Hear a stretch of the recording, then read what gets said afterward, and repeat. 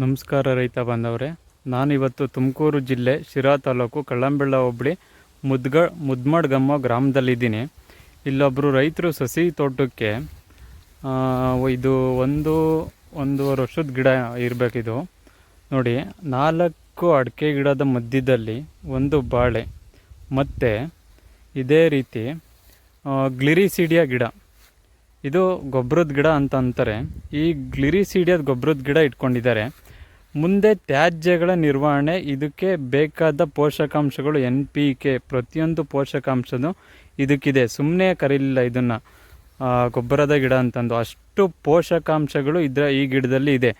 ಇದನ್ನು ಈ ರೀತಿ ಬೆಳೆಸ್ಕೊಂಡು ಅವಾಗವಾಗ ಕಟ್ ಮಾಡ್ತಾ ಇದ್ದರೆ 3 ತಿಂಗಳಿಗೆ ಒಂದು ಸತಿ ಬೆಳೆಯೋಕ್ಕೆ ಜಾಸ್ತಿ ಬಿಡಬಾರ್ದು. ಇದನ್ನು ಬಿಟ್ಟರೆ ಮರ ಆಗುತ್ತೆ.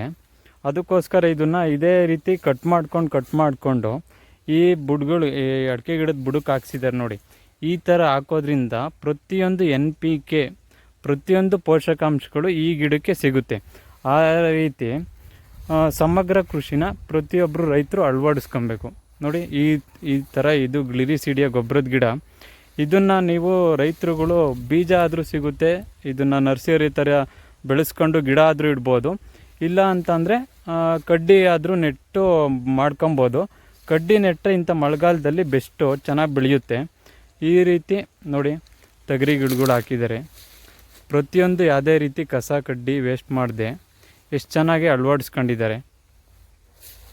ಎಷ್ಟು ಗೊಬ್ಬರ ಆಗುತ್ತೆ ಅಷ್ಟೇ ಚೆನ್ನಾಗಿರುತ್ತೆ ನೋಡಿ. ಬಾಳೆ ಬರೀ ಅಡಿಕೆನೇ ಒಂದೇ ಡಿಪೆಂಡ್ ಆಗಬಾರ್ದು. ಸಮಗ್ರ ಕೃಷಿ ಪ್ರತಿಯೊಂದರಲ್ಲೂ ಆದಾಯ ನೋಡಬೇಕು ರೈತರು. ಅಡಿಕೆ ಒಂದೇ ಇಟ್ಕೊಂಡು ಅಡಿಕೆನೇ ಒಂದೇ ನಂಬ್ಕೊಂಡು ಇರಬಾರ್ದು.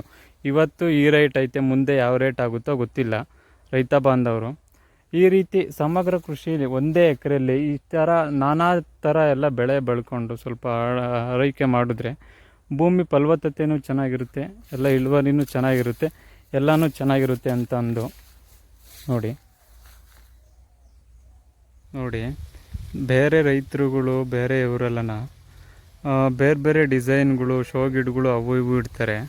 ಆದರೆ ನಮ್ಮ ರೈತರೊಬ್ಬರು ಫುಲ್ ಪಾರ್ಕಿಂಗ್ ಥರ ಗ್ಲಿರಿಸೀಡಿಯಾನೇ ಇಟ್ಬಿಟ್ಟಿದ್ದಾರೆ ಅವ್ರ ಮನೆಗೆ ಹೋಗೋ ರೋಡಲ್ಲಿ. ಫುಲ್ ಗ್ಲಿರಿಸೀಡಿಯಾ ಎಲ್ಲ ಇಟ್ಬಿಟ್ಟಿದ್ದಾರೆ ನೋಡಿ. ಮಳೆಗಾಲದಲ್ಲಿ ಮಳೆ ಬಿದ್ದ ಮೇಲೆ ಎಷ್ಟು ಚೆನ್ನಾಗಿ ಚಿಗುರಿದೆ. ಇದನ್ನೆಲ್ಲ ಕಟ್ ಮಾಡಿ ಅವ್ರ ತೋಟಕ್ಕೆ ಹಾಕ್ತಾರೆ. ಇದಕ್ಕಿಂತ ಗೊಬ್ಬರ ಬೇಕಾ? ಭೂಮಿಗೆ, ಅಡಿಕೆ ಗಿಡಕ್ಕೆ, ಯಾವುದೇ ಗಿಡಗಳಿಗೆ ನೋಡಿ ಬದಿನಲ್ಲೆಲ್ಲನ ಪಾರ್ಕಿಂಗ್ ಥರ ಆಗೋಗಿದೆ ಗ್ಲಿರಿಸೀಡಿಯಾ. ಇದು ಫೆನ್ಸಿಂಗು ಆಗುತ್ತೆ, ವಿತ್ತು ಗೊಬ್ಬರನೂ ಆಗುತ್ತೆ. 2 ರೀತಿಯಲ್ಲೂ ಇದು ಕೆಲಸ ಮಾಡುತ್ತೆ ನೋಡಿ ಯಾವ ರೀತಿ ಇದೆ.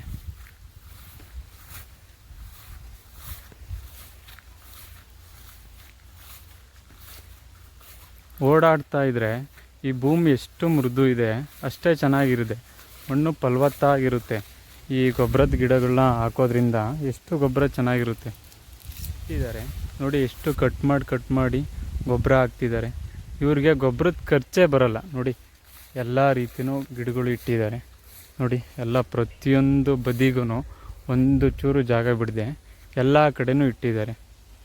ಯಾವುದು ಜಾಗನ ವೇಸ್ಟ್ ಮಾಡದೆ ಪ್ರತಿಯೊಂದು ಗಿಡನೂ ಅಳವಡಿಸ್ಕೊಂಡಿದ್ದಾರೆ. ಇದನ್ನು ರೈತರುಗಳು ಅಳವಡಿಸ್ಕೊಬೇಕು.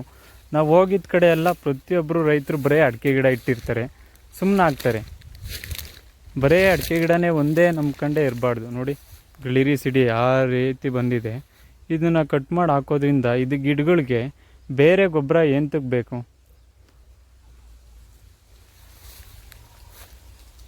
ಬಳಸ್ಕೊಂಡಿದ್ದಾರೆ ನೋಡಿ. ಇದು ಯಾವುದೇ ರೀತಿ ಗ್ಲಿರಿಸೀಡಿಯಾ ಅಡಿಕೆ ಗಿಡಕ್ಕೆ ಬೇರುಗಳಿಗೆ ಯಾವುದೇ ರೀತಿ ತೊಂದರೆ ಮಾಡಲ್ಲ. ಇದು ಕೊಡೋ ಜಾತಿನೇ ಹೊರತು ಅಡಿಕೆಗೆ ಯಾವುದೋ ಪರಿಣಾಮ ಇಲ್ಲ, ಏನೂ ತೊಂದರೆ ಇಲ್ಲ ಈ ಗಿಡದಿಂದ ಮತ್ತು ಬಾಳೆಯಿಂದ.